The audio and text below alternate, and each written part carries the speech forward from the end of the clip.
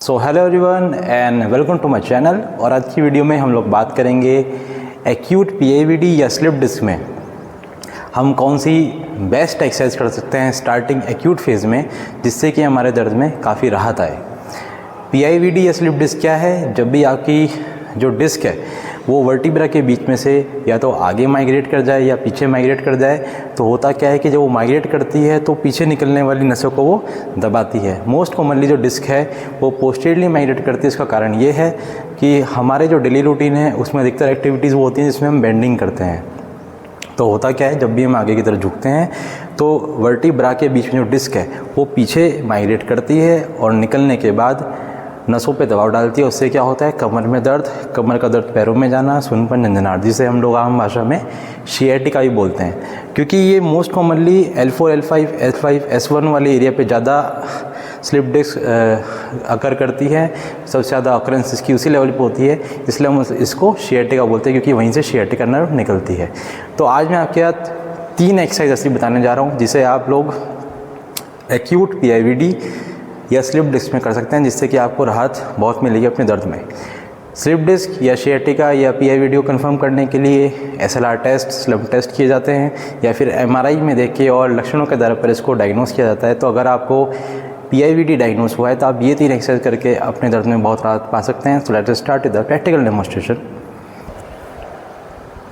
तो आइए स्टार्ट करते हैं कि हमें कौन सी बेस्ट 3 एक्सरसाइज करनी है एक्यूट पीआईवीडी में या फिर स्लिप डिस्क में। तो उसके लिए सबसे पहले करना क्या है, आपको सिर्फ उल्टा लेट जाना है इस तरह कागज के ऊपर, और अपने हाथों को पीछे करके गर्दन को किसी एक तरफ रखें ऐसे। इस तरह लेटने से भी आपकी नसों पे दबाव बहुत कम होता है, जो कि डिस्क माइग्रेट होने की वजह से नसों पे दबाव पड़ता है, वो उसमें काफ़ी कमी आती है और पेशेंट इस तरह लेटने से काफ़ी दर्द में कमी महसूस करता है एक्यूट फेज़ में। कम से कम 2 से 4 मिनट इस तरह लेटें, दिन में 8-10 बार। ये एक फर्स्ट एड एक्सरसाइज भी है एक्यूट पीआईवीडी पेशेंट्स के लिए। किसी भी एक्सरसाइज को स्टार्ट करने से पहले इस तरह उल्टा लेटें अगर आपको पीआईवीडी डायग्नोस हुआ है। इसके बाद करना क्या है, अगर आपको 2 से 4 मिनट ऐसे हो जाएं, आपको अपने कोहनी आगे लानी है और कोहनी पर इस तरह से लेटना है। अगर आपको ऐसे करने में दर्द में बढ़ोतरी लग रही है या आपको कमर में डिस्कम्फर्ट लग रहा है तो आप अपने हाथ थोड़े बाहर खोल के इस तरह रख सकते हैं।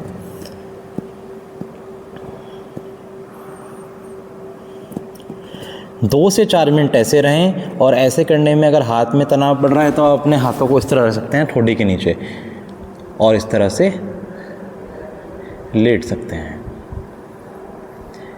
ऐसे करने में भी कुछ मरीजों को दिक्कत होती है, तो उन्हें करना क्या है, उन्हें एक तकिया लेना है और अपनी छाती के नीचे लगा के इस तरह लेट जाना है। इस तरह लेटने के बाद आपको गहरी सांस भरनी है और छोड़नी है।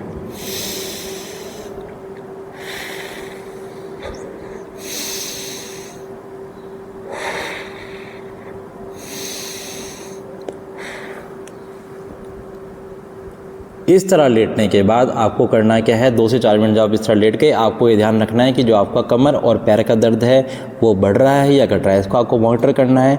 ऐसा करने से अगर कमर का दर्द सिमट के ऊपर, पैर का दर्द सिमट के ऊपर कमर तक आ रहा है, तो ये बहुत अच्छा लक्षण है कि आपकी नसों पे से दबाव कम हो रहा है। ऐसा लेटने के बाद वापस आपको इस तरह उल्टा लेटना है 2 से 4 मिनट के लिए। फिर उसके बाद जब आप 2 से 4 मिनट फिर ऐसे लेट जाएं, उसके बाद आपको फिर से अपनी कोहनी पर आना है इस तरह, और इस बार आपको अपने हाथ, कोहनी और कंधों की मांसपेशियों से जोड़ लगा के अपने शरीर को इस तरह उठाना है और वापस। तो आपको करना क्या है, हाथ थोड़े आप खोल सकते हैं। अब आपको सांस भरते हुए ऊपर जाके छत देखनी है और सांस छोड़ते हुए नीचे आना है। ध्यान रखें, ऊपर जाते हुए कमर की मांसपेशियों का या कमर से योगदान कम लें, क्योंकि उसे करने से कमर में दर्द होता है। आपको अपने हाथ, कंधे और कोहनी पे जोड़ लगा के ऊपर उठना है इस तरह।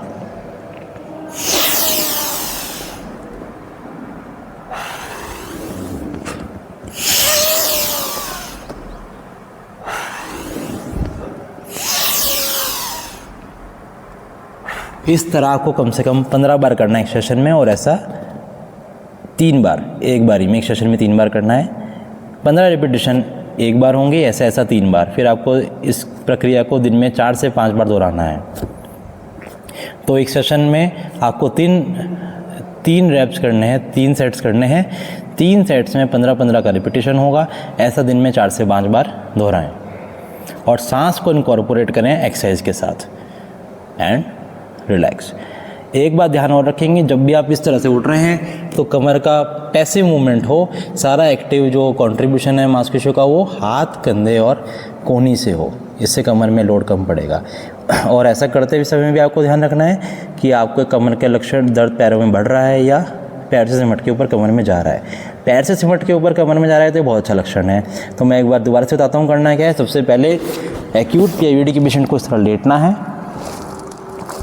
2 से 4 मिनट ऐसा लेटने के बाद उनको कोहनी पर आना है इस तरफ। अगर ऐसा लेटने में दिक्कत है तो एक तकिया वो छाती के नीचे लगा सकते हैं और हाथ को चौड़ा करके इस तरह लेट सकते हैं, इस तरह हाथ रख के, या फिर हाथ नीचे भी रख सकते हैं। और इस समय उनको सांस भरनी है और छोड़नी है। ऐसा 2 से 4 मिनट तक करिए, बीच बीच में गैप लेके। उसके बाद करना क्या है, हाथ इस तरह रखने हैं और ऐसे जोर मार के ऊपर उठना है सांस लेते हुए।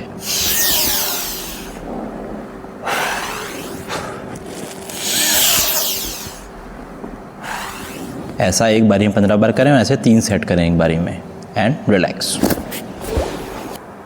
तो जिन भी पेशेंट को PIVD डायग्नोस हुआ है एक्यूट फेज में, वो इन एक्सरसाइज को जरूर ट्राई कीजिए। इससे उन्हें निश्चित तौर पे लाभ होगा। और अपना फीडबैक हमको कमेंट सेक्शन में जरूर बताइए। Till then stay connected and thank you.